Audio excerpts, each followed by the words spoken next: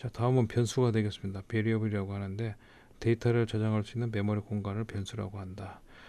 결국에는 컴퓨터 프로그램은 메모리에 저장돼서 움직인다고 이게 설명한 바 있습니다. 이제 프로그램 코드도 메모리에 저장되어 있고, 프로그램 코드도 그다음에 이 코드에서 데이터 처리 필요한 데이터들도 메모리에 저장된다고 얘기를 했습니다. 따라서 데이터에 저장되는 메모리에 저장되는 이 데이터를 표현하는 이 방식이 필요한데, 방법이 필요한데, 이걸 변수가라는 이름으로 표현하게 됩니다. 즉 내가 특정한 메모리 번지수에 메모리 100번지수, 예를 들어 100번지에 10을 저장한다. 그 얘기는 이 변수 a라는 걸 심볼을 정의하고, 이 심볼이 의미하는 바가 100번지고 여기에 10이 데이터가 저장되는 겁니다. 즉 쉬운 얘기로 인티저 a equal 10 이런 식으로 정의되어 있으면은 이게 변수명이 되는데, 이 변수명에 실제로 값이 이와 같이 들어가는 겁니다. 이 100이라는 번지수는 여기서는 명시적으로 드러나 있지 않습니다. 하지만은 이 %라는 그 어드레스 오퍼레이터를 사용하게 되면 이 변수명을 알 수 있게 됩니다. 어쨌든 이 변수라고 하는 것은 데이터를 저장할 수 있는 메모리 공간을 의미하게 되고요. 변수에 할당된 메모리 공간에 값을 저장하거나 저장된 값을 읽어서 사용할 때는 변수명을 사용하게 됩니다. 즉 이와 같이 변수명 A를 사용하게 되는 거죠. 변수를 사용하기 전에는 반드시 변수 선언 과정을 통해서 준비되어야 된다. 이와 같이 제가 여기서 이미 썼지만 이게 변수 선언이 되겠습니다.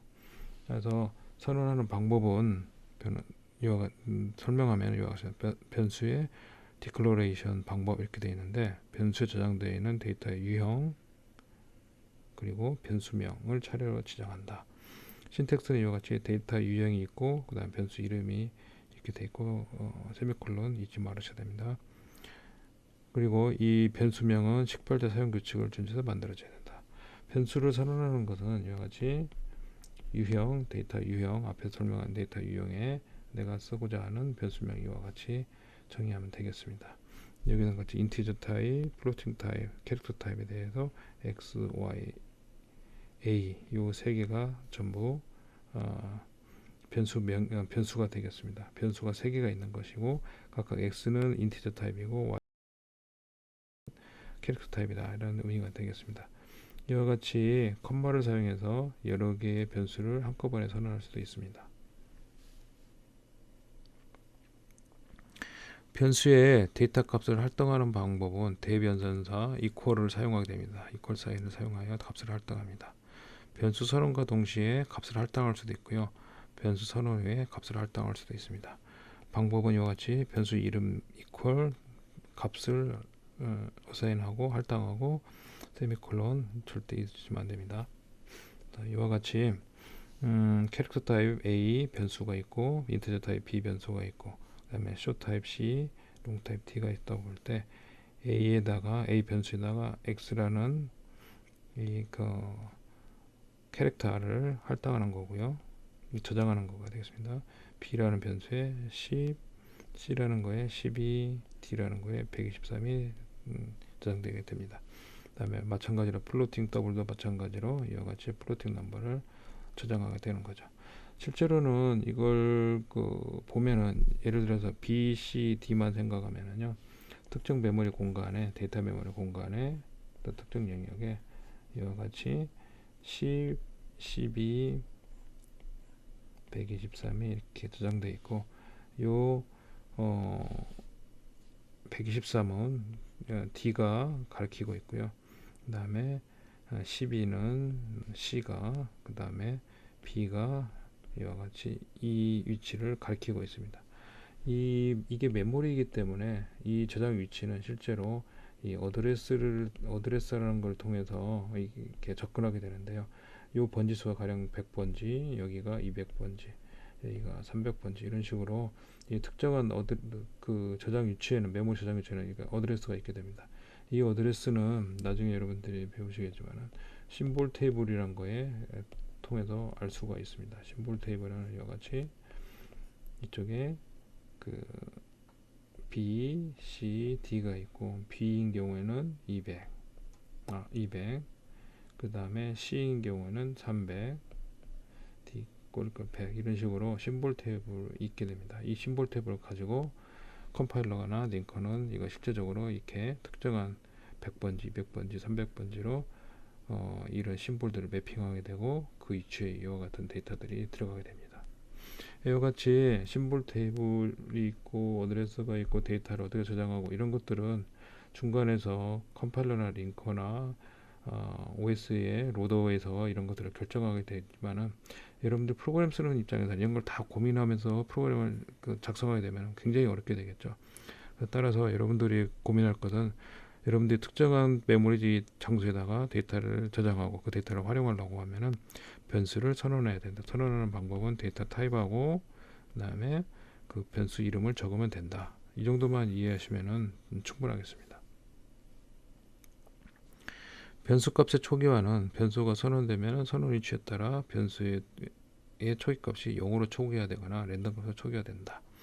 프로그램에 의해서 초기화되는 경우도 있습니다. 자, 두 가지가 있는데요. 프로그래머가 초기화하지 않으면 컴파일러가 초기화를 하거나 아니면은 OS의 로더가 초기화하게 하게 됩니다. 초기화하는 방법은 이와 같이 변수 선언은 캐릭터 A 이렇게 끝나지만 이걸 초기화하기 위해서는 캐릭터 A equal B 즉 B라는 값으로 초기화를 한다. A라는 메모리 공간을 확보한 다음에 거기를 B로 초기화하라 라는 의미가 되겠습니다. 마찬가지로 int x equal 3 이것도 마찬가지고 플로팅 f1 f2 언터리저 인티저 여기 하나가 빠진 것 같습니다. b 이렇게 했을 때 요 변수 b에다가 3을 어사인하고 각각의 변수에 대해서 이와 같이 초기값을 어사인할 수 있습니다. 이 얘기는 값을 변수를 선언할 때 이렇게 변수를 선언한다면 그 즉시 바로 내가 원하는 값을 이렇게 선언 이건 캐릭터 타입이니까 A가 되겠죠. 뭐 이런 식으로 값을 선언할 수 있다는 얘기가 되겠습니다. 마찬가지로 인티저 x, y, g 콤마를 사용해서 여러 개의 값을 한꺼번에 선언할 수 있듯이 이와 같이 각각에 대해서도 3, 4, 5 이런 식으로 초기화할 수 있다는 예를 보여주고 있습니다. 자, 변수를 얘기했으니까 다음은 상수가 되겠습니다. 상수는 콘스턴트로 변하지 않는 값을 의미합니다. 있기만 하지 쓰게 되면 에러가 발생합니다. 값의 표현 방식에 따라서 프레픽스, 서픽스로 표시를 한다. 상수의 종류에는 인티저, 캐릭터, 스트링 콘스턴트가 있다. 값을 표현하는 방식에 따라서 헥사데시말이냐, 16지수냐, 옥탈이냐, 8지수냐에 따라서 앞이나 프레픽스 그 변수 상수 값의 앞에나 뒤에다가 프레픽스 앞에 프레픽스 뒤에 붙는 서픽스 요 값으로 표현한다는 얘기가 되겠습니다. 뒤에 한번 그 뒤에 예를 보시면은 이게 쉽게 이해할 수 있는 부분이 되겠습니다. 상수의 표현 방법은 리터럴 콘스턴트와 심볼릭 콘스턴트 두 가지가 있습니다. 리터럴 콘스턴트는 문자열 자체가 값으로 표현하게 됩니다.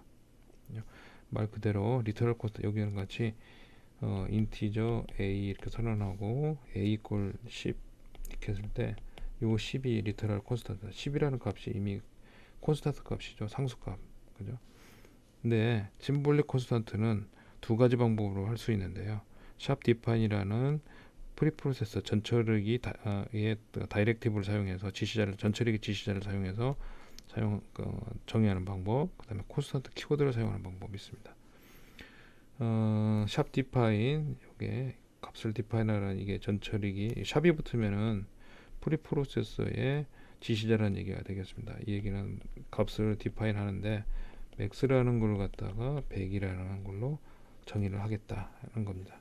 이건 실제로 프리프로세서는 그 컴파일러 이전에 처리되는 거가 되겠죠. 그래서 컴파일러 입장에서는 max라는 값은 전부 100으로 콘스탄트로 치환돼서 들어가야 됩니다. 또 하나는 콘스탄트 int a equal 100 이렇게 되어 있습니다. 이것은 a라는 값에 100이라는 콘스탄트를 선언하게 됩니다. a는 이때 변수가 아니라 콘스탄트가 됩니다.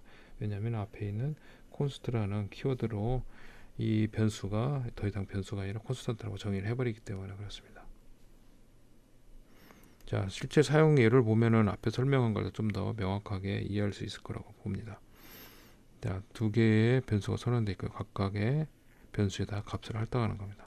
단순히 10진수를 할 때는 이와 같이 10 넣으면 되고요. 바이너리인 경우에는 0, b를 앞에다가 프리픽스를 붙이면 됩니다. 프리픽스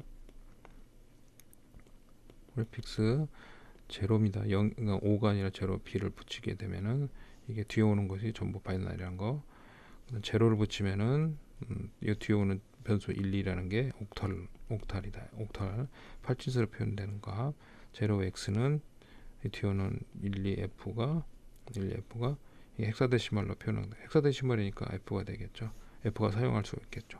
그 다음에 서픽스로 붙는 ul은 unsigned냐 long이냐죠. unsigned long, long을 이렇게 표현할 수 있습니다. 즉 앞쪽이나 어떤 값의 앞에다가 또는 뒤에다가 프레픽스나 서픽스를 붙여서 값의 표현 방식을 결정한다는 얘기가 되겠습니다.